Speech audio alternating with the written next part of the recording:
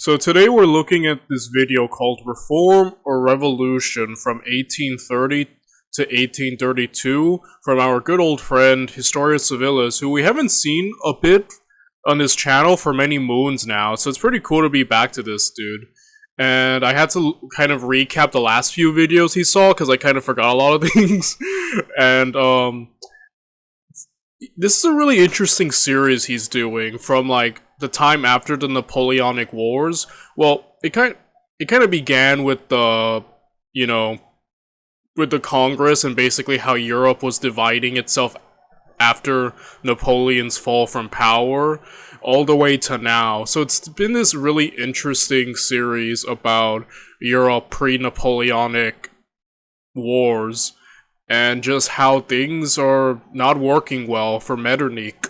Because Metternich's whole entire system and how Europe was divided, as we know from the 1848 revolution, ultimately failed, and it did not work out for that dude. And I think it's just how different things were after the Napoleonic Wars. Like, Europe and many things in the world were just never the same after that. And so this has been a really cool deep dive into this era. And I'm assuming that he's gonna keep going until the 1848 revolutions. That's where I'm assuming Historia Civilis is probably gonna drop off. I guess we'll see in the upcoming months. But yeah, I don't really have much else to say other than this is a long video, so I ought to get to it already. The link to this video is down in the description down below. If you like my content or my commentary and you want to help support my small but humble channel, feel free to like, comment, and subscribe. It really would help me out a lot, and I would really appreciate it a lot. With that said, and without any further ado, let's get to it, shall we?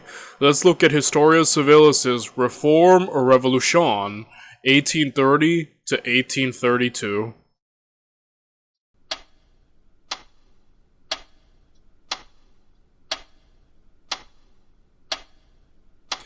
We shall drink to the cause of liberalism all over the world. The reign of Metternich is over. This.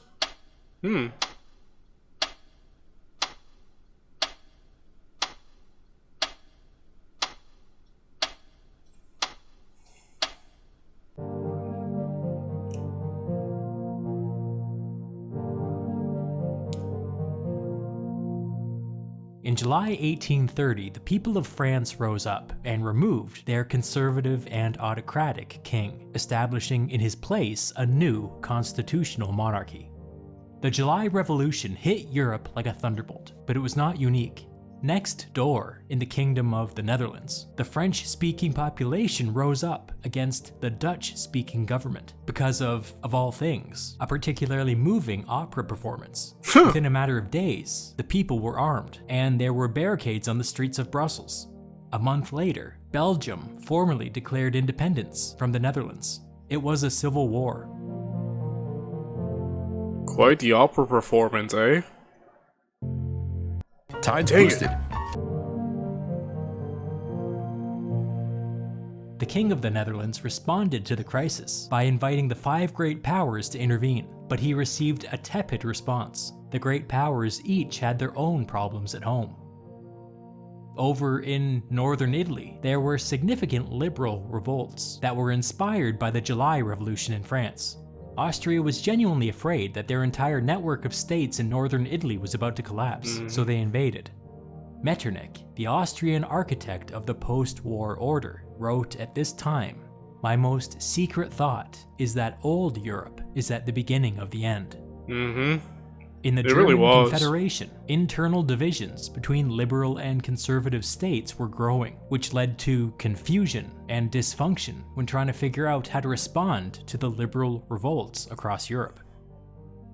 Over in Poland, the Polish army sought to throw off their Russian occupiers and re-establish the Kingdom of Poland as a liberal and independent power. Russia responded with overwhelming force. 120,000 Russian soldiers marched in and crushed the Polish resistance. To the complete horror of all of the great powers, Poland was fully annexed into Russia. Something was going on in Europe, and whatever it was seeping into every great power. Russia was having Poland problems. Austria was having Northern Italy problems. Prussia was having German Confederation problems. France was obviously going through it, as they had just overthrown their government. Britain, much like France, was having its own internal problems. Revolution was in the air. Britain was the most powerful great power, but it was in a unique position because it was sitting atop a fragile empire spanning the entire globe, an empire envied by every great and non-great power. If Britain fell into civil war, the empire would be largely undefended, and every European state with a bit of ambition would feel compelled to make their big move. The prize was too great not to. You know what you call it when several great powers attack a bunch of overseas territories at the same time? World War. If Britain fell into civil war, a world war, or a great power conflict would likely consume Europe. But we know that there was not a world. Yeah, that's a really interesting thing about the whole British Empire, which we covered. We covered a bit of the overarching British Empire from the History Matters two-parter series about the early and late empire of the UK. And I think one point that really stuck with me was just with how, like, the whole colonialism and the expansion of these great powers across the world, especially with, you know, the UK, it's at how that kind of led to later developments of the world wars, because the fronts became so much wider and there was fighting all over the place. So it's kind of interesting how he brings this up knowing what happens later and how, yeah, the theater of war for these European powers, due to their greater expansion, just made, like, wars and the theater of them not confined to just Europe, but literally throughout the world. And yeah, that's an interesting, like, consequence that led to all of this, right? Like, wow. If only they had, like, could see the future, right? And exactly that this concern definitely was founded on something. Granted, not through a civil war, but still through, you know, the many fronts that opened. World War in the 1830s. How did Britain manage to escape this fate? It's a long and complicated story, but to begin, we have to talk about the death of the king.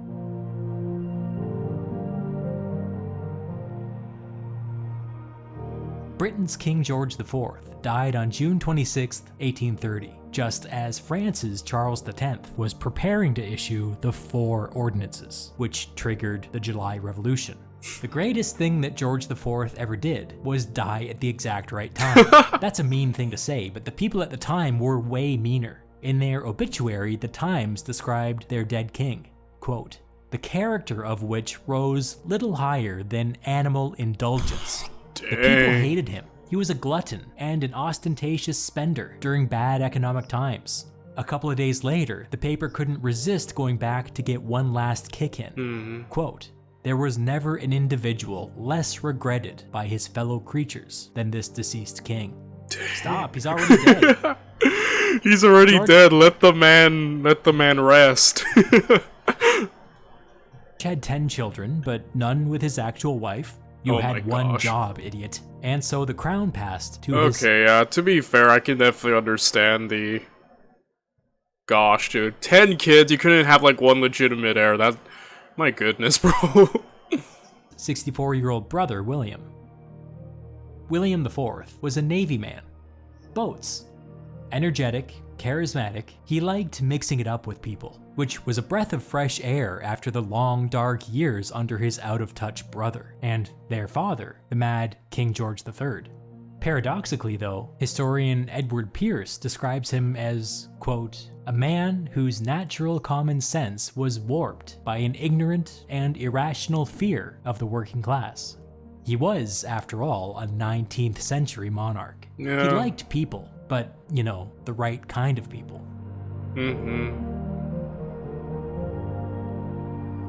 The Conservative Prime Minister Liverpool had died in office after almost 15 successful years at the helm, as did his successor Canning after only 118 days in the big chair, RIP. Now, the Conservative Prime Minister was the Duke of Wellington, the hero of Waterloo. Wow. Yes, the Conservatives had been remarkably successful in Britain ever since the outbreak of the French Revolution 41 years ago. But dang, man.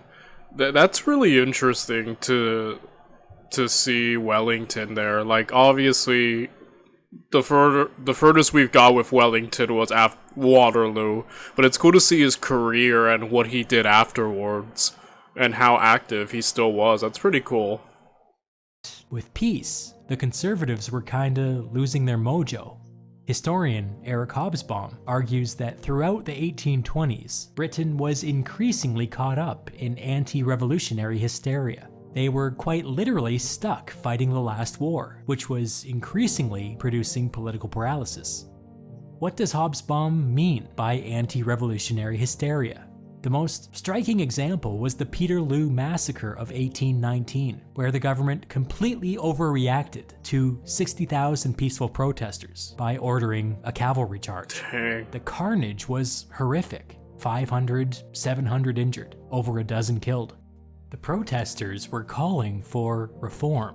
More on this later. But the Conservatives sensed revolution around every corner. There were incidents like this every year. Yeah, I'm telling you, like, the revolution and, like, the whole Napoleonic Wars, I think, left a lasting mark. And we're not too far removed from it either at this point. So I'm, like, saying, like, I kind of joke, like, yeah, Napoleon gave the UK, like, PTSD, like, you know, I mean, he gave everyone PTSD, but after what happened there, it's like, I can understand the fears of, like, oh, like, we don't want another Napoleonic Wars, but yeah, again, it's a little, like, paranoid, you know? Protest met with an overwhelming military response. The Conservatives were losing touch.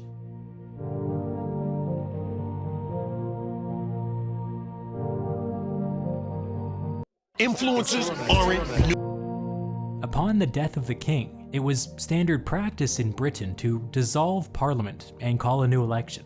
Voting began on July 29th, which was coincidentally the same day that the French liberals were capturing Paris across the Channel. They would overthrow the government and have a new liberal king within a few days. As the British were voting, the remarkable bravery of the French liberals were on their minds. The British election of 1830 returned the following results: 333 seats for the Conservative coalition, 291 seats for the Liberal coalition, 34 seats for other groups. It was a disastrous result for the Conservatives. They lost 100 seats in the election and barely held on to power with a majority of just 8. Dang.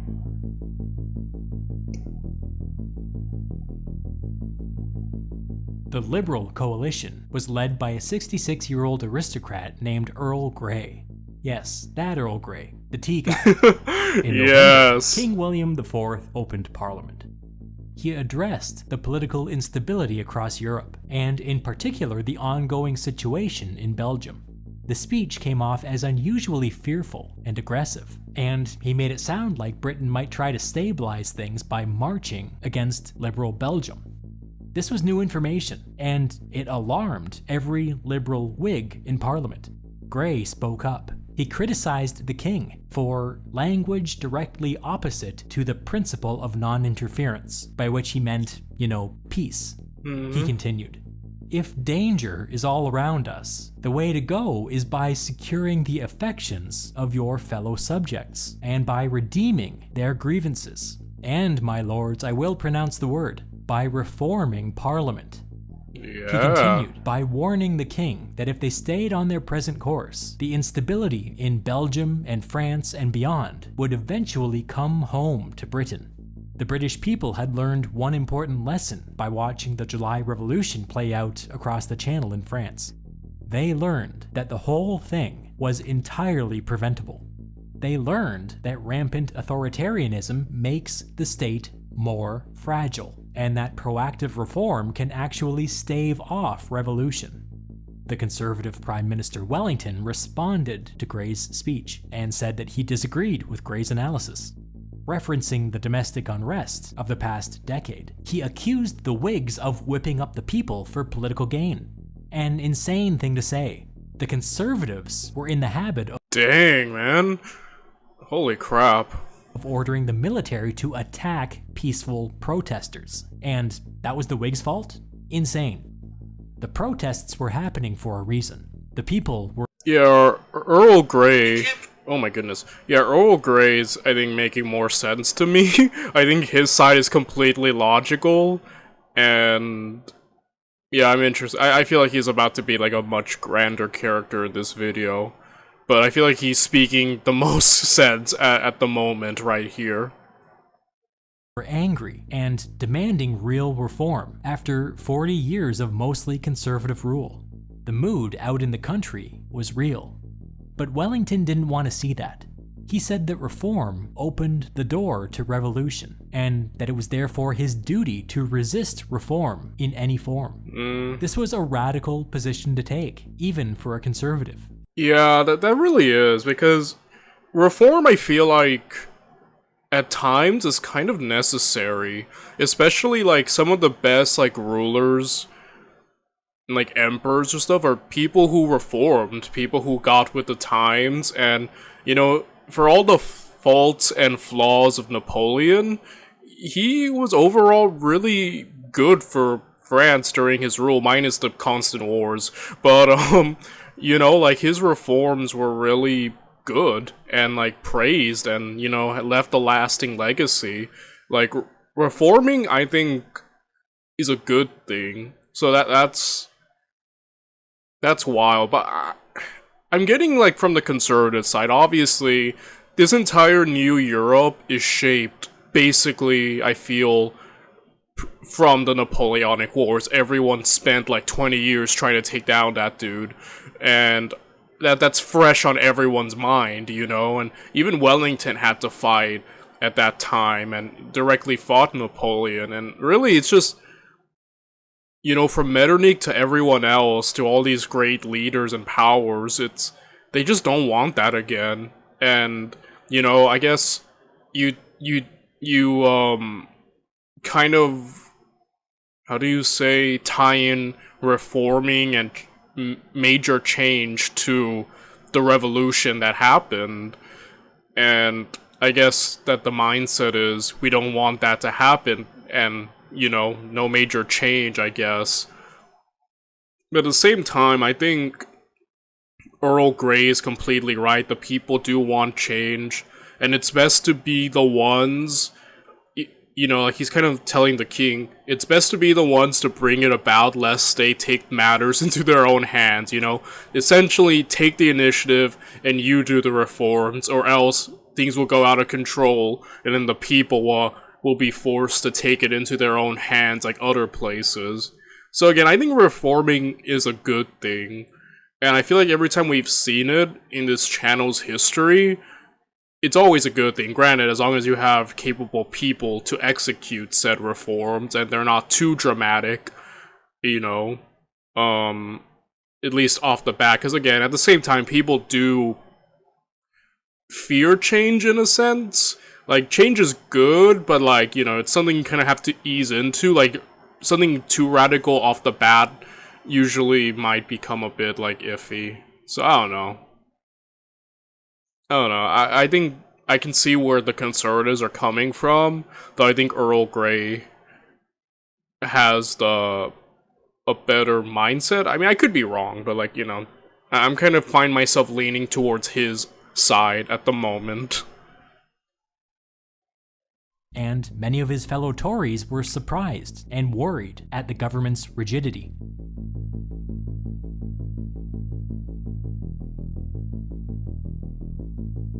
I need to explain what precisely I mean by reform. Obviously, it meant modernization and liberalization, but in the context of the early 19th century, it also had a much more specific meaning. Reform, with a capital R, meant reforming the British electoral system.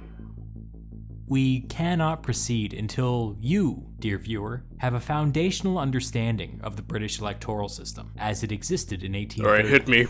I know. I'll make this as painless as possible. If I had to put it simply, I would say that their electoral system had not been meaningfully updated in 500 years. They were literally operating under a medieval set of rules. To take the most egregious example, the constituency of Sarum, which was just an unbroken stretch of wilderness, sent 2 members of parliament to Westminster. The MPs represented by some counts literally 7 people. There had once been a medieval city here, but it had been abandoned in the 1200s. But the British electoral system ignored that fact. City or not, their political representation remained the same. Another example was Dunwich, which had once been a large medieval town. Over the years, erosion had caused 90% of the town to fall into the sea, but because of Britain's medieval electoral system, Dunwich still elected 2 members of parliament. Oh. This generated an astronomical amount of corruption. For example, just 21 voters on the Isle of Wight elected 2 MPs. Every election, the local aristocrats collected huge bribes and then would go around and tell the 21 voters who to vote for. After the election, the aristocrats would check the ballots and punish anybody who did not vote as instructed. This was an extreme example, but versions of this happened all over the country. The corruption was so extreme in some cases that the right to vote was rendered meaningless. All of this was perfectly legal, by the way. Aristocrats openly bragged about how their electoral corruption generated a nice passive income. Now here we go. There was another issue. Okay. That's insane. Wow. I love watching Historia Civilis videos because I'm always perplexed by many things in his videos. I do love that he just breaks it down. But yeah, beyond outdated. Beyond awful. The Industrial Revolution had fundamentally changed Britain. The great northern industrial cities of Manchester, Birmingham, Leeds, Glasgow, and others did not exist 500 years ago, or if they did, they were tiny. Now these cities were booming. They were the economic engine driving Britain into the 19th century. But they had nobody representing them at Parliament. The uninhabited wilderness around the abandoned city of Sarum had political representation. The sea that swallowed the town of Dunwich had political representation. But the million or so people in the great northern industrial cities did not. Everybody knew that the system was broken. That much was self-evident.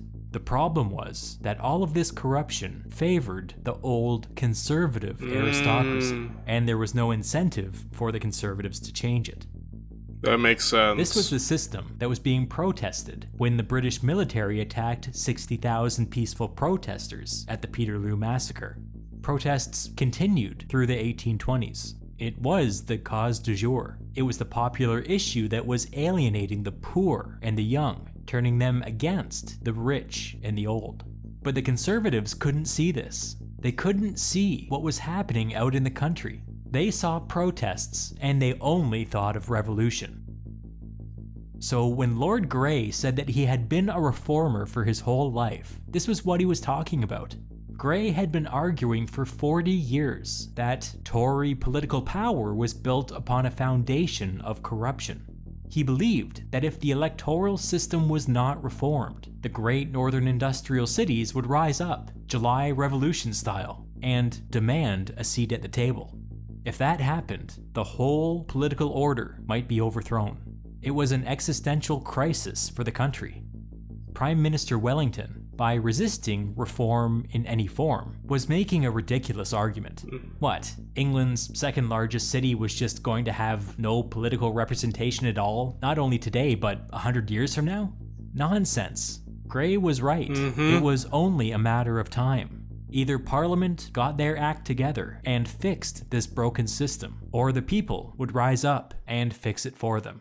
Exactly what I was saying. Either you do it yourselves, or the people are gonna take matters into their own hands. Yeah. completely right. Like, Earl Grey's being completely logical in this, and completely correct. Like, that's insane. Obviously, like, that's the thing, you need to update. Like, things can't, like, just... Things change so quickly in the world. In politics and, you know, technology. Like, things keep evolving. And the whole thing about reform is that you kind of have to keep up with the times. Like, you can't... That's insane that 500 years of the same exact thing, especially at this point. So, you know, like, I'm sorry, it kind of baffled me to hear all that. But yeah, like, there needs to be a serious, like, upgrade, right? Because these cities definitely need and should and deserve to be a part instead of the old barren places. But again, political corruption, right? A tale as old as time. Wellington's inflammatory words in opposition to reform elicited an immediate response from the public. There were widespread protests across London. Soldiers had to intervene to defend Wellington's home, which obviously became a focal point of the protests. Dang. But unlike the protests of the last decade, these crowds took up a new chant, No Polignac, a reference to the French Prime Minister that had just been chased out of power by a liberal uprising a few months ago. They were calling Wellington the British Polignac. Wow. Interesting. Political insiders began to worry. Wellington's extreme unpopularity may endanger the monarchy. The July Revolution was on everybody's mind. About a third of the Tories in Parliament approached the Whigs and came to a non-specific agreement that some form of incremental reform would be necessary in order to ensure the stability of the state. On November 15th, the Whigs and the moderate Tories brought forward an opposition motion to begin the process of studying what reform in the United Kingdom would even look like.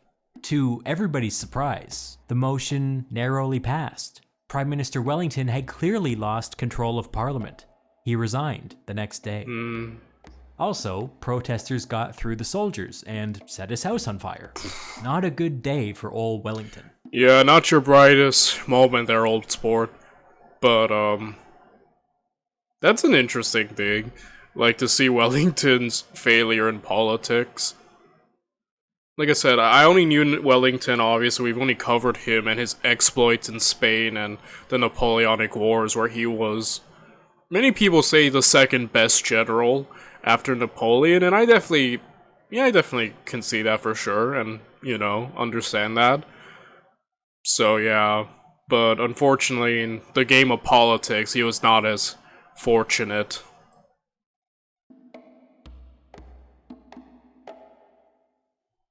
With the backing of the moderate Tories, it was clear that the Whigs, under Lord Grey, were the ones setting the legislative agenda.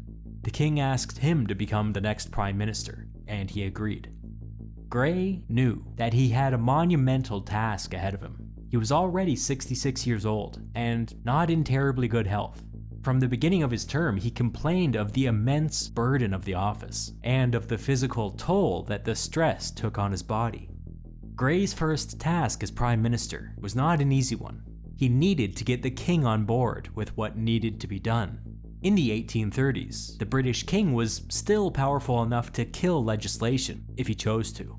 It would probably provoke a constitutional crisis, but theoretically he could do it. If Grey was going to do something big and difficult and controversial like reform, the Prime Minister and the king needed to be on the same page. Grey wrote to the king. Great, okay. So hopefully William is more, you know, receptive to hearing about change, because obviously he mentioned before, he likes the right people, you know? So that's already kind of, I wonder if that was foreshadowing that this is gonna be a big conflict. Hopefully William's, you know, reasonable and not like Tsar Alexander, who just who was just wild. Sorry, I still laugh at that video from Historia Civilis about the Congress and just Tsar Alexander just threatening everyone and challenging them to duels and stuff. So hopefully William is of a clearer head and can be reasoned with. Hopefully. The perilous question is that of parliamentary reform, and as I approach it, the more I feel all its difficulty. With the universal feeling that prevails on the subject, it is impossible to avoid doing something, and not to do enough to satisfy public expectation would be worse than to do nothing. The king wrote back. He spoke at length about the political chaos in France and Belgium, which clearly weighed heavily on his mind. He told Grey that even though he found the prospect of reform disturbing, he would support, quote, reasonable reforms. What did reasonable reforms mean? Who knows? But that wasn't a today problem, that was a tomorrow problem. Today, Grey had the green light from the king to proceed. Yeah, good enough. With visas fraud protection, you don't pay. Something that I really like about Historia Civilis is that whenever he talks about like legislation or laws or the interactions of, you know, politicians and monarchs, he always highlights what they say, but always brings to he puts an emphasis on certain words they said. For example, this one being reasonable reforms, and just how vague a lot of laws and like systems really are, and loopholes around them, and how sometimes just non-committal a lot of things are. I don't know, it's a really underrated aspect that I notice a lot in his videos that I really like. And just how much happens, because even with like laws and decrees and stuff, there is vagueness and a lot of non-committal things that allow wiggle room a lot. So it's a really interesting thing. I think I like how much emphasis he puts on like words, and how sometimes just saying a word or adding an adjective or something can really change the whole meaning of a law or a policy or even a decree. You know, I really like that aspect from his videos. One thing that you need to know about the British Parliament is that it was, and is, bicameral. There's the House of Commons and the House of Lords. Prime Minister Grey was a member of the House of Lords, and so he needed somebody else to take the lead in the House of Commons. Grey selected rising star Whig politician John Russell to take the lead on writing the Reform Bill. On March the 1st of 1831, Russell introduced his Reform Bill to the House of Commons. During his speech, he took great pains to portray the Whigs as pragmatic centrists who were only doing the reasonable thing of introducing modest and limited reform. This was bull. Russell was like Grey, a lifelong reformer, but as he continued, he sharpened the argument that he wanted to use against the Conservatives. He railed against the vast stretches of wilderness that enjoyed more political representation than the great northern industrial cities. Not only did it make no sense, but it was literally medieval. It was embarrassing for the country, and it was embarrassing that the Conservatives would defend such a system. Russell was bending over backwards to portray his bill as, to quote the king, a set of reasonable reforms. But as the contents of the bill began to be revealed to the House of Commons, eyewitnesses say that the Conservatives looked like they were going to puke. Some of the more radical liberals let out surprised cheers. The truth was that Russell's reform bill was way more radical than anybody was expecting. Oh boy, how's William gonna react to this? Are these reasonable enough, William? That's the thing. Like, I'm not sure how this will go, but again, people fear change. That's the thing. Dramatic change, right? Overnight. Even if they clamor for it, sometimes you gotta kind of, you know, slowly sink into it. This, depending on how radical these reforms are, might be the opposite of that and might already cause things. I mean, obviously the Conservatives are not going to react well. I mean, they're like literally puking in Parliament. But it's really the king, huh, and what he says. Russell proposed a massive redistribution of legislative seats across Britain. All constituencies with less than 2,000 residents would lose both of their MPs. No more political representation for uninhabited stretches of wilderness. No more 21 voters on an island getting bullied by local aristocrats. All that stuff would be a thing of the past. These newly freed up seats would be distributed across the great northern industrial cities, finally giving the people in the booming north the right to vote. It sounds simple, but like I said, these changes were radical. These reforms alone would cause over 25% of the current MPs to lose their seats, mostly in the south of England, mostly conservatives. That's why the conservatives looked so shaken, and it's why the radical liberals were jumping for joy. It went further than anybody expected. But it didn't stop there. One of the more annoying things about how the system worked now was that each individual constituency got to set its own rules for who did and didn't get to vote. In practice, this meant that in conservative areas, rich people were generally the only ones allowed to vote. Russell proposed opening things up to the middle class by standardizing voting across the country with a model. Huzzah! As a middle classer myself, I can't help but actually want to cheer for joy too hearing all this. I'm backing these guys, what the heck? I'm backing the liberals right now. Modest wealth qualification. The radical liberals kinda threw a fit when they heard the part about the wealth qualification, because that would exclude the poor. But Russell and Gray insisted. After all, they were still 19th century aristocrats. They were interested in opening things up for the middle class, not so interested in the poor. Yeah, not perfect, I don't agree with that, but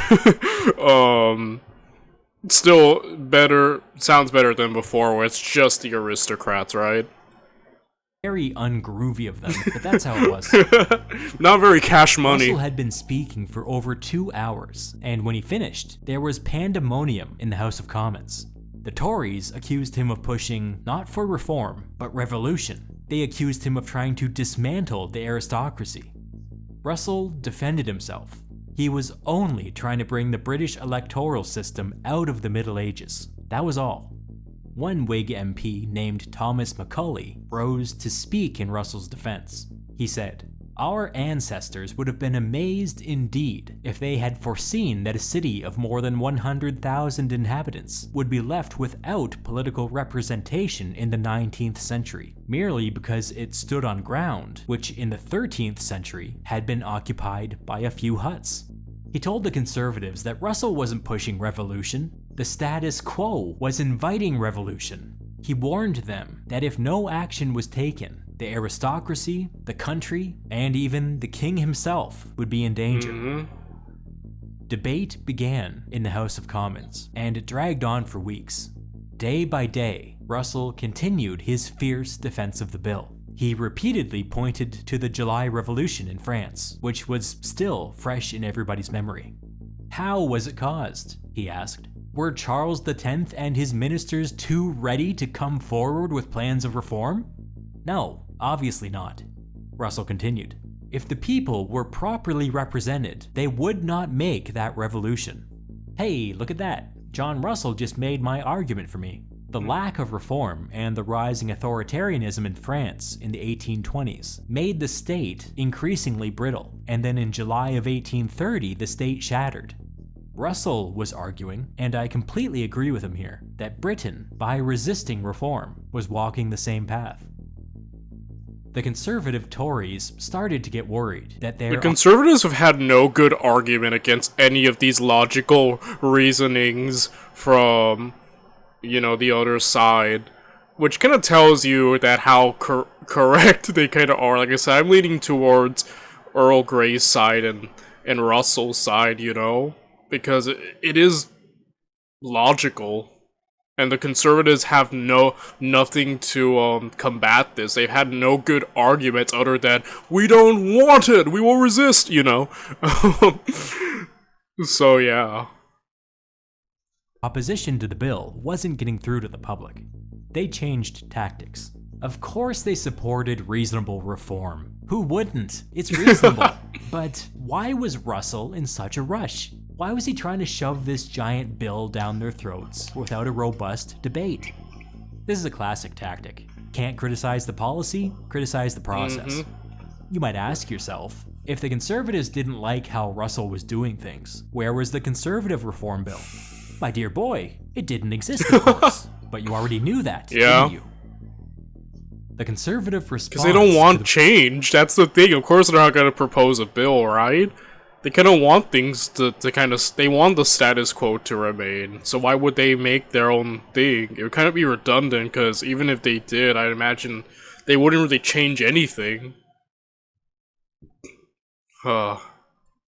Reform bill was to introduce their own bill to pause all discussion of reform for 6 months.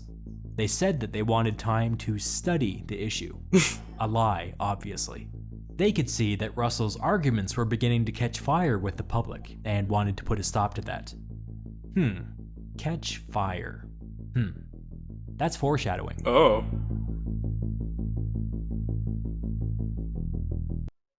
Oh my goodness. We've had like 5 ads in one video, holy crap. For many minutes, you could hear a pin drop in the House of Commons as the Speaker struggled to nail down an accurate tally. But finally, the results were announced. Those supporting a pause, 301. Those against a pause, 302. This is kind of getting ahead of ourselves, but based on how the British people would respond to later events, there's no doubt in my mind that if the vote to pause had passed, somebody would have tried to overthrow the government. I don't know if they would have succeeded, but they would have tried. One vote from a completely different Britain, and therefore a completely different 19th century. Wow. Politics are so much fun, dude. Certainly. That close, huh? It's amazing how sometimes some things that seem very small or little can just have the most adverse effects, you know what I mean? Like significant changes and whatnot. It's really interesting. And I really like that about Historia Civilis. He makes politics fun, which is hilarious to say. Because usually, you know, it's not the funnest thing, but he manages to make it interesting. I knew he was gifted in this when we were covering the Julius Caesar series, and he made land reforms interesting to me. I was like, man, is Julius Caesar gonna get his land reforms sped through? I was like, why do I care? Like, he really is gifted. Like, he has a knack for this stuff.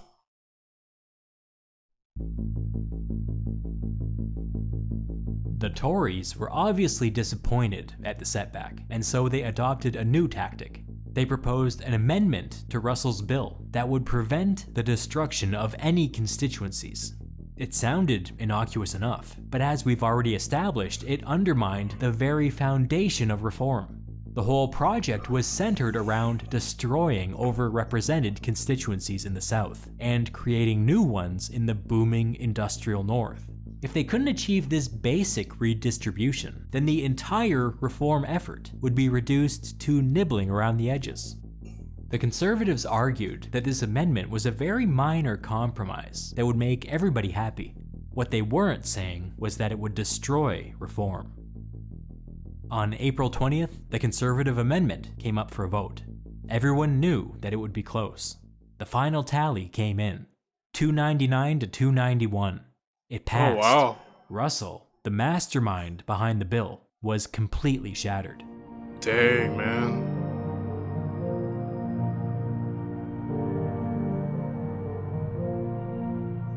Stinging with defeat, Grey met with his cabinet to consider their next move. They all agreed that without the ability to destroy seats in the South and create new ones in the North, reform was dead. The Prime Minister had clearly lost control of Parliament, and so he formally asked the King to dissolve Parliament and call a new election. Grey also used back channels to privately inform the King that with the defeat of reform, the cabinet was extremely concerned about public unrest. They felt that if they could immediately announce new elections, then maybe the people on the streets wouldn't resort to violence. If, on the other hand, there was no peaceful way for the people on the streets to express their frustrations, then there was no predicting what they may do. Exhibit 582 of elections being a release valve. The king was on the fence. He was probably thinking that since a conservative amendment had passed, then maybe there was no need for an election. Maybe the next prime minister should just be one of the conservatives. Oh. Ultimately, the king decided that the Whigs were probably right. Nobody was in a position to lead this divided parliament. He may have come to this decision because a group of conservatives tried to influence him in a way that he found annoying. But you know what? We count those. The king announced his final decision in a written proclamation and said very explicitly that he hoped that this election would clarify the issue of reform once and for all.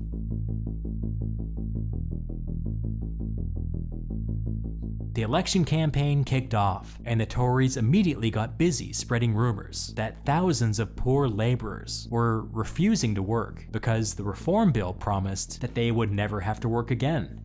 Not true, obviously. It was a conservative fantasy meant to scare middle-class voters. The election results were announced on June 1st, and they were decisive. Gray's liberal, pro-reform faction gathered around 380 seats, while the conservative, anti-reform faction got around 250 seats, maybe a little less. Before, Gray was trying to govern with a liberal minority in the House of Commons. Now, he would have a governing majority of 130 or 140 seats, a result that blew even the most optimistic estimates out of the water. Dang, that's impressive. He's on the rise with this Earl Grey. A couple of months later, a massive crowd of protesters marched through the streets of London, with the stated goal of presenting a pro-reform petition to the king. The numbers given for this are all over the place. I've seen as low as 70,000 and as high as 300,000. But either way, at the time it was probably the largest protest in British history. The king refused to meet with the petitioners out of concern for his personal safety. A very legitimate concern, I would argue. But the crowd took it as an insult and started to get restless. The police were instructed to pull back out of fear that their presence might antagonize them further. In an effort to diffuse the tension, Prime Minister Grey reached out and offered to meet with the leaders of the protest. They agreed, but they came in hot. They demanded that Grey force the king to create enough liberal lords to pass the bill. Grey immediately got defensive and told them that the Prime Minister couldn't force the king to do anything. They accused Grey of deliberately watering down the reform bill in order to appeal to conservatives, which Grey, as a lifelong reformer, found personally offensive. They attacked Grey and the Whigs for coming to reform late, only after it became politically popular. This really upset Grey, who had been down in the trenches fighting for reform for 40 years. Yeah, I understand the frustrations, for sure, but obviously there is a bit of ignorance on their part, especially with regards to Earl Grey, who's for 40 years, as previously stated, dude has been a lifelong reformer, so he's on their side, but they're speaking definitely through the tensions and through emotion, you know? But, at least they're trying to de-escalate the situation, thank goodness, like, right? But still, I'm a bit worried. But hopefully Earl Grey can clear things up. Went late into the night, and both sides left angry. I would note, however, that Grey wanted to meet with the leaders because he was afraid that the protest was going to turn into a riot. There was no riot. Mission accomplished. Another morning to savor the crunchy. Hot off of electoral success, Russell introduced his reform bill to the House of Commons for the second time. The bill spent the entire summer snaking its way through committee, and by early September it emerged relatively unaltered thanks to the massive Liberal majority. This should have been cause for celebration. The bill was one step closer to passage, but the reformers in the House began to worry. They had expected to pick up some Tory support through the committee process, but they didn't. The Conservatives were holding firm. They didn't even try to influence or water down the bill. That could only mean one thing. Grey began to have secret discussions with his fellow Liberals, brainstorming what they would do if the House of Lords simply refused to pass reform. This was a tricky situation. They could win all the elections they liked, but if the House of Lords refused to pass the bill, the House of Lords refused to pass the bill. Together, they could only come up with one solution, and it was the same solution that the radical protesters had approached Grey with months earlier. The king had the power to appoint people to the House of Lords at will. Theoretically, he could appoint enough liberals to assure passage of the bill. There was one catch though, and it's what Grey told the protesters when they brought it to him the first time. Nobody could force. No one can make Willie do anything he doesn't want to. I have to say, at least William has been the king has been more receptive. You know, he's not, like, completely shutting them down, and he even was like, you know what, maybe, like, even before, he was kind of agreeing with the Whigs and whatnot, and Earl. So, I have to say, the king seems reasonable enough, though this is a pretty big ask. I'm not sure how tactfully you have to, if you have to be straight up, hey, can you just appoint? I mean, you can't make him, but obviously asking him or framing it in the way to where he would want to do it is definitely, like, you're gonna have to roll on at 20 on persuasion, dude. I think, right? The king to do this. He had to come to this decision on his own. Grey and his inner circle were still debating this issue when the reform bill finally made it out of the House of Commons. 345 for reform, 236 against. It was a decisive victory for the Whigs, but it was a party line vote. Bad sign.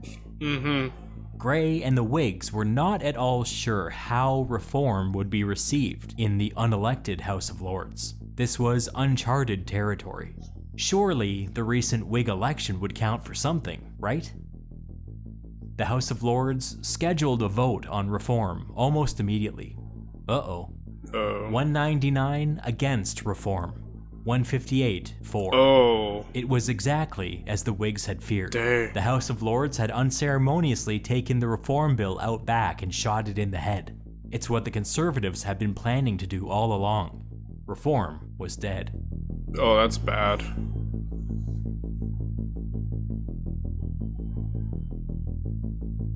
The reaction was immediate.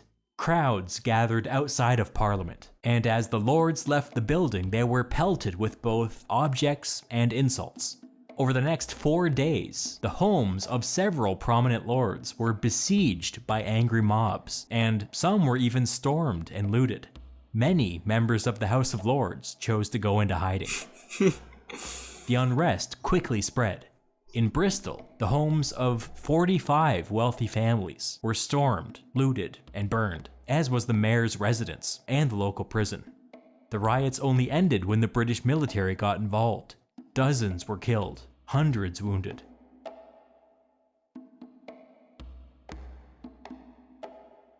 The Bristol riots were the most dramatic outburst of violence, but it was by no means an isolated incident. There were similar riots across the whole country.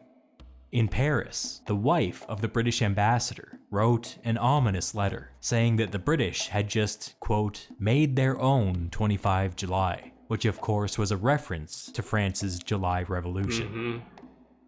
The breadth of the riots were proving to be a real problem. There were only about 25,000 British soldiers on the entire island, and while that may sound like a lot, most of them were already busy protecting assets like government buildings and armories and ports, meaning that, practically speaking, they could only deploy to maybe 2 or 3 cities at once. Dozens and dozens of cities and towns were just left to burn. You might recall that with the July Revolution, it only took 3 days for France to fall. Yep. A British revolution was now firmly on the table.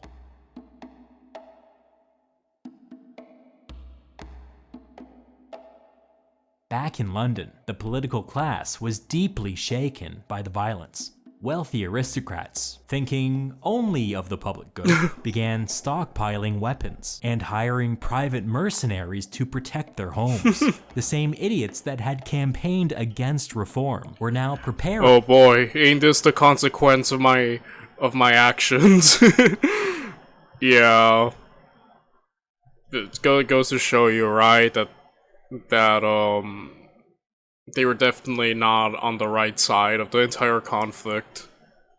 For civil war. Was it worth it, fellas? Mm-mm.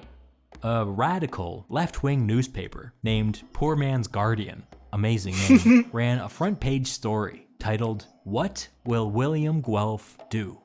Guelph was the family name of the king. They were being deliberately disrespectful. The article called on the king to create at least 100 liberals in the House of Lords to ensure the passage of the Reform Bill.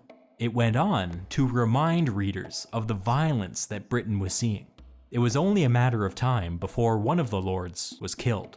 The article went on to argue that the House of Lords and the king were intrinsically linked. As one went, so went the other.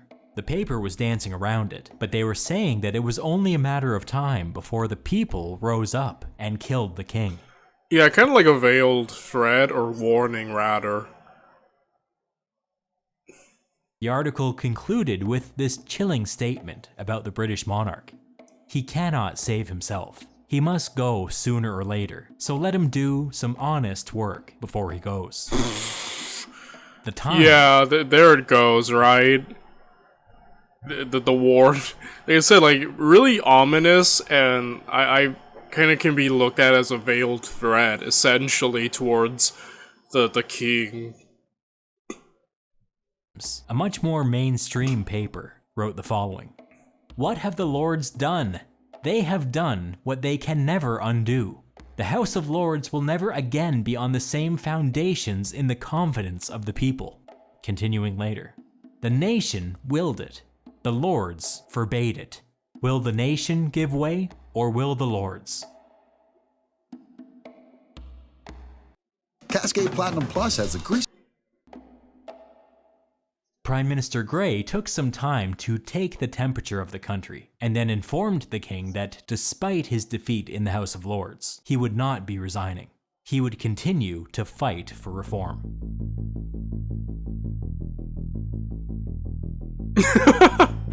Parliament reopened about a month later, and in his speech, the king spoke of the riots that had briefly taken hold of the country, and then urged Parliament to take up the issue of reform once more. On December the 12th, Russell introduced his reform bill for the third time. Robert Peel, the heir apparent to the conservative Tory faction, rose to speak. The rest of the Tories watched closely. He said that while he still opposed Russell's bill, he no longer opposed it because he believed that reform would bring about a revolution in Britain. He said that he was not opposed to all reform, and in fact, many aspects of British life were in dire need of reform. But, he said, this specific bill went too far. Clearly, the riots had spooked the Tories. Peel was now saying that unlike Wellington, he was flexible. And more importantly, he was telling his fellow Tories to back off. The Conservatives listened. The bill sailed through its initial votes with even larger margins than before, with dozens of Conservative abstentions. Clearly, the experience of angry mobs trying to burn down their homes had an effect on them. The Reform Bill passed out of the House of Commons with no difficulty, 355 to 239, similar to what it got last time. But the problem remained with the House of Lords. Grey and his allies were worried. If reform went down in defeat again, there was no telling how the country might react. Grey felt that he had no choice but to urge the king to create enough new liberal peers to overwhelm conservative opposition. Less than a year ago, Grey was telling a group of protesters that the Prime Minister couldn't force the king to do this. Well, the riots had changed things. Everything was on the table now. Yeah, now this is the make it or break it moment, right?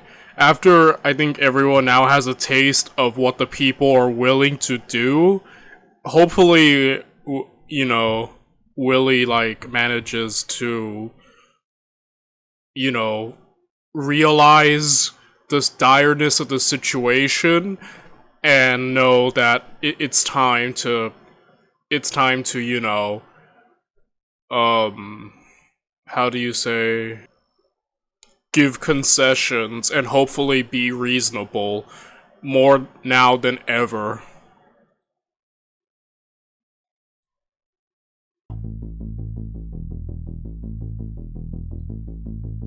Creating liberal lords to pass legislation had been done before, but not for more than 100 years, and back then only 12 new lords were needed to stabilize the government.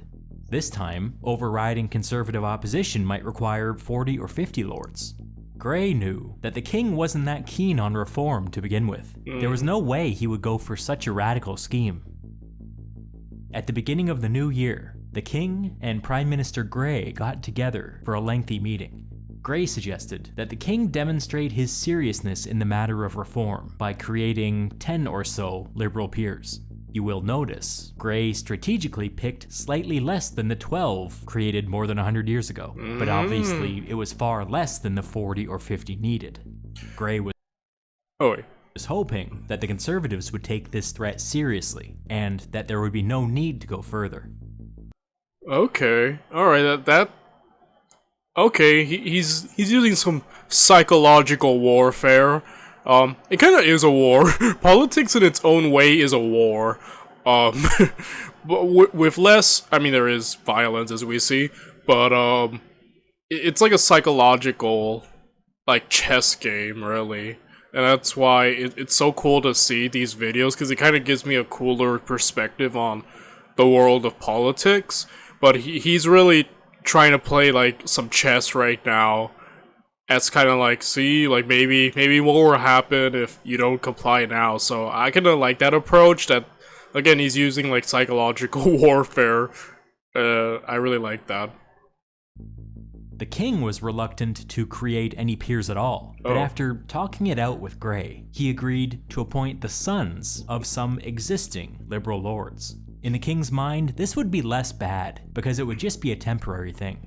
Over the years, as the sons inherited their father's titles, everything would return to normal. Grey eagerly agreed with all of this. Whatever you need to tell yourself, man. As the discussions went on, the king said if they could agree to limit themselves to the sons of existing lords, then he would be comfortable appointing more than Grey's proposed 10. They agreed on up to 21, although the king had some conditions. First, no radicals, no agitators, no rabble-rousers. Fine. Second, this was to be a one-time deal. The king didn't want Grey coming back, asking for more lords later. Not fine. 21 was still— Yeah, 21 is not enough, right? He needs the 40 or 50. So it all kind of now it's placed a limit, right? On this one meeting. Assuming that he doesn't have another one, or maybe if enough riots and, like, issues, like, keep popping up, then William might have to be forced to have another. But as of right now, yeah, it's essentially putting a limit on this one meeting, so Earl Grey needs to get as much as he can out of this one. Negotiating is hard, man. I kind of have a huge respect for that, because there was this one time where some, like, attorney, or no, it wasn't an attorney, or was it? No, it was there was a special speaker for one of my classes back in, like, when I was a teenager, and I think she was, she called herself, like, a negotiator, or something like that. It's been many years. I apologize for, I may not have the specific title. I think it was negotiator, but point is, She made us do this exercise on negotiating, so we all had to pair up in twos, and essentially we were both given, like, papers each side. I was paired with some dude called Collins or something like that, and so we were both given papers, me and him, and essentially there was a major issue, and we both had clients on each side, and we had to negotiate for said clients. And the thing is, some things that we wanted couldn't be granted to the other, so we had to find compromise, because neither one of us could get fully what we wanted. And I bombed, to put it nicely.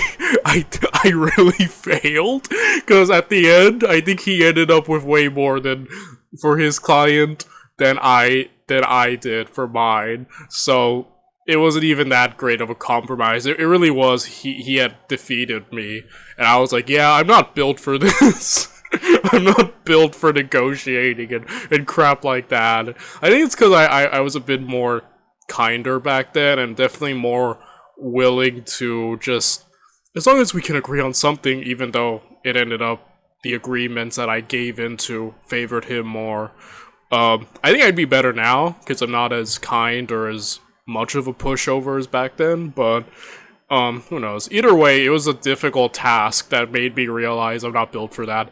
And, again, I think that's why when I watch these videos, that kind of plays back in my mind, like, yeah, I would not be able to do any of this. I would have to resign, like, immediately, you know? So I definitely have respect for these people who have to, like, keep working around all this stuff. There's a great movie called Lincoln. It stars Daniel Day-Lewis as Abraham Lincoln, and that movie is cool because it kind of shows you the process of getting the 13th Amendment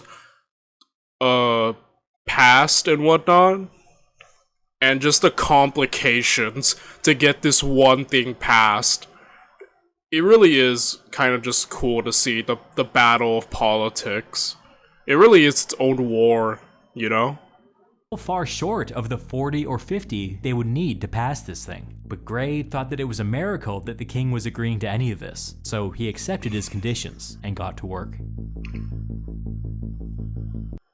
Looks like trouble in paradise. By April 4th, the Reform Bill was being hotly debated in the House of Lords. Grey went into the debate with those 21 Liberal appointments in his back pocket, but for now, he held off using them. He could only fire that gun once. Maybe the threat alone would be enough. But the public mood was shifting by the day. The Times, not a radical paper by any means, published a piece saying that if this attempt at reform went down, the king should create 70 or 80 Liberal lords. The riots had clearly spooked everybody. In the House of Lords, the former Prime Minister Wellington, as always with his finger on the pulse of public opinion, continued to stubbornly attack the Whigs, saying that if they continued down the path to reform, then revolution would become inevitable. But Wellington... Dude, did you not see the frickin' riots? I think we're already right there. Wellington, bro. Maybe you should have just stuck to war, bro. That this isn't your brightest or greatest moment, unfortunately. Was wrong. He had it exactly backwards. The Conservatives in France spent 10 years killing any attempt at reform, and the result was the July Revolution. The Conservatives in Britain had also spent 10 years killing any attempt at reform, and the result so far was rioting throughout the country. It's clear to me that Britain was stumbling blindly into revolution, but Wellington couldn't see that, or perhaps he chose not to.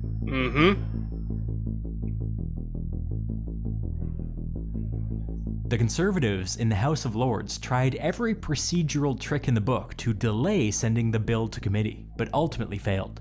In committee, the Conservative plan was to sabotage the bill by adding a bunch of garbage amendments to it.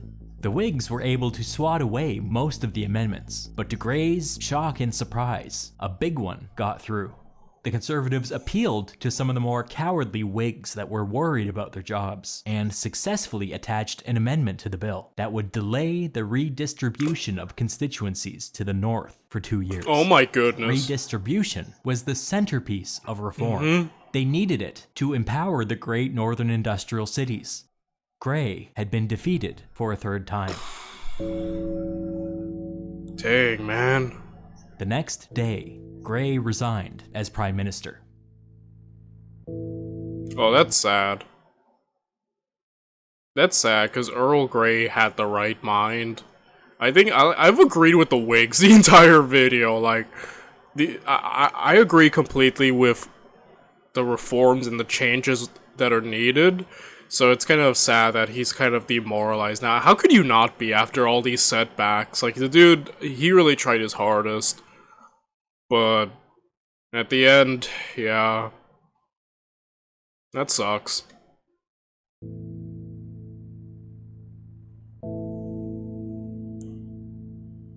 When the people learned of Reform's defeat and Grey's resignation, protests erupted all across the great northern industrial cities, including an estimated 200,000 in Birmingham alone. Oh my These goodness. protests were unprecedented in scale. One prominent Reform pamphleteer wrote, "Every man you met seemed to be convulsed with rage." The Times wrote of the undercurrent of revolution that they were sensing out on the streets. Every man, without exception of age or calling, asks his neighbor this question: what is to be done?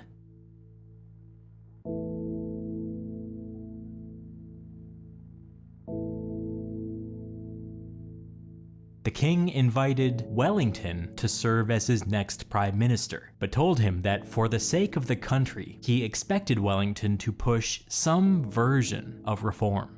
Wellington told the king that this was one thing he could not do. For the time being, Britain had no prime minister. Oh my goodness.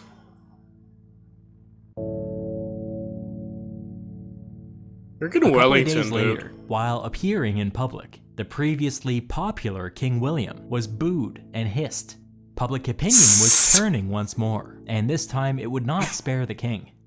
On the streets, a new slogan emerged from the protests. Stop the Duke, go for gold. They were talking about the Duke of Wellington, obviously, the face of the opposition to reform. The protesters advocated two actions. First, they told people not to pay their taxes until reform was passed. Obviously, this was illegal, but what were they going to do? Arrest 1 million people? Second, they began telling people to protest the government by withdrawing their life savings from the Bank of England. Stop the Duke, go for gold. You're probably thinking what I was thinking when I first read this. Oh, a symbolic gesture. No, oh no. Within a matter of days, 25% of the total deposits in the Bank of England were withdrawn. The maniacs, they actually did it. They created Oh my goodness. They actually committed. Holy crap. Wow. I guess that goes to show you just how serious this entire situation is. If you didn't get that before. But man, now they're having economic warfare with their own government. a financial crisis. As the protests grew and the financial situation deteriorated, one conservative Tory finally saw the writing on the wall. He said in a speech that the king was only left with two choices. Either let Grey come back as prime minister or flee the country. They were on the brink of revolution. Even the conservatives could see it now. Took you long enough. He begged Grey to come back as prime minister. Grey agreed to come back, but he had conditions. Either the king had to agree to create up to 50 liberal lords, or the conservatives How the turntables. Now you need to make concessions. Even greater concessions to get me back in charge. Before it was Grey trying to convince the king. Now old Willie has to convince Earl Grey. Don't you love that? I love it when the tables turn. had to agree to drop their opposition. They couldn't do this anymore. The survival of Britain was at stake. Reform had to pass.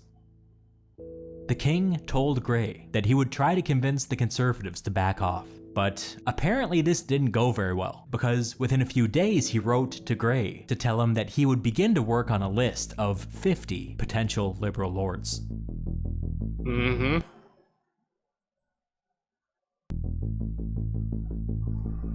While all of this was going on, debate continued in the House of Lords. The Tories said all kinds of things about Grey. They accused him of personally orchestrating the violence on the streets. They accused him of advocating revolution in Britain. They accused him of trying to abolish the monarchy. They accused him of trying to establish a democracy. Okay, that last one was kind of true, but still. Grey took it all in stride, but the man looked like death. The stress of trying to push reform for these 19 months had taken a profound toll on his body. The man basically wasn't sleeping and was suffering from chronic headaches. He rose to respond, but his voice was so weak that his fellow lords struggled to hear him. Halfway into his speech, his strength gave out and he had to sit down. Dang. At this crucial moment, a rumor began to spread in the House of Lords that the king was preparing to name 50 or 60 liberal lords to the body. Who started this rumor? Unclear, but my guess is that Grey had something to do with it. The Conservatives believed the rumor and were officially freaking out. Outside of the House of Lords, Robert Peel called an emergency meeting of moderate Conservatives. They agreed that 50 or 60 liberal lords would spell disaster for their movement. They would lose control of the House of Lords for a generation. It wasn't worth it. The moderates all agreed to step out of the way of reform. Finally. On June 4th, reform came up for a final vote in the House of Lords. On that day, the moderate Tories found various ways to be strategically absent from the chamber. Seeing which way the wind was blowing, many hardline Conservatives decided to be strategically absent as well. Perhaps they were thinking back to when their homes had been targeted by rioters. The final vote came in. 106 in favor, 21 against. The Liberal Whigs won. Reform would become law. The British electoral system would leave the Middle Ages. The great northern industrial cities would finally be represented in Parliament. British politics would fundamentally change forever. Dang, that was so many jumps and hoops just to get this to finally happen. It all mainly amounted to, we don't want to lose our seats, self-interest. But at least it happened. But man, everything it took, dude.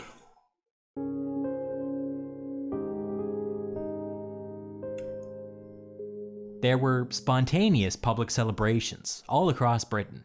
The Times publicly called on the king to come out and take part in the festivities, but the king was so humiliated by how things had gone down that he refused. In fact, he wouldn't even appear publicly to give his royal assent to the bill.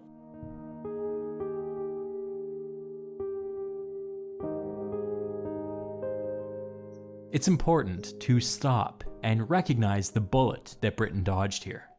There's no doubt in my mind that if Wellington had got his way, there would have been a revolution in Britain. Revolution probably would have meant civil war, and civil war probably would have meant world war, as other great powers would have found Britain's undefended colonies irresistible. They were that close. Reform saved the most powerful country on earth from ripping itself apart. Historian Monroe Price writes that, quote, "In Britain, the unrepresentative electoral system grew so unpopular that fear of revolution induced the party in office to amend it. Whether or not Britain would actually have been plunged into revolution if the reform bill had been rejected is imponderable. I've pondered it plenty, but it can certainly be strongly argued that it would have. Oh, hey, that's me. And that this imminent peril was only averted by the bill's passage." Historian Eric Hobsbawm, who I always trust when it comes to stuff like this, says, quote, "Something not unlike a revolutionary situation might have developed in 1831 to 32, but for the restraint of both Whig and Tory parties." He's being a little bit kinder to the moderate Conservatives than I would be, but sure, they get a tip of the cap for being strategically absent when it really mattered. I guess that did help overall, so in a way. On December 3rd, 1832, the first general election under the new reformed electoral system began. The first election with representation for Britain's great northern industrial cities. The first election with representation for the middle class. Here were the results. 460 Liberal Whigs and allies of the Liberal Whigs, 159 Conservative Tories, and 38 Irish nationalists. The Liberals won 70% of the seats in the House of Commons, the most one-sided election in British history. Wow, that's awesome. That's impressive. The 1830 July Revolution in France and the 1832 Reform Act in Britain were kind of twinned events, two sides of the same coin. One ended with the government being overthrown, the other ended with reform, but both of them could be called liberal revolutions. Reform stabilized Britain, and then Britain in turn stabilized Europe. There was no World War in the 1830s, and in fact, Europe was allowed to peacefully transition into a new liberal era. It was an historic achievement, and it would have been impossible without the leadership of Grey. Yeah, I have to give it to Gray. Like, he really is. I was kind of interested. Obviously I knew the tea bread, but I didn't know anything about the man personally until this video. And yeah, like I said, I ended up agreeing with the Whigs and stuff like that, and you know, I'm kind of good on him for getting it all across. Very successful at the end despite his many setbacks. In Newcastle upon Tyne, there's a monument to Prime Minister Grey, built only 6 years after the Reform Act. At its base, it reads, "This column was erected in 1838 to commemorate the services rendered to his country by Charles, Earl Grey, Knight of the Garter, who, during an active political career of nearly half a century, was the constant advocate of peace and the fearless and consistent champion of civil and religious liberty. He first directed his efforts to the amendment of the representation of the people in 1792, and was the minister by whose advice and under whose guidance the great measure of parliamentary reform was, after an arduous and protracted struggle, safely and triumphantly achieved in the year 1832. Opposite this, there's a second inscription. After a century of civil peace, the people renew their gratitude to the author of the Great Reform Bill, 1932. As I'm writing this today, we're approaching 2 centuries of civil peace in Britain. Not bad for a guy who, by all accounts, hated being Prime Minister. Grey had taken an unstable, conservative country and transformed it into a stable, liberal one. No matter what happened next, he was already a significant figure in British political history. But in the aftermath of the crisis, Grey quickly found that reform opened up a whole new world of possibilities. Certain moneyed and illiberal lobbying groups were powerless in the face of actual democratic legitimacy. Now was the time for aggressive legislative action, long overdue. It was the beginning of a new era.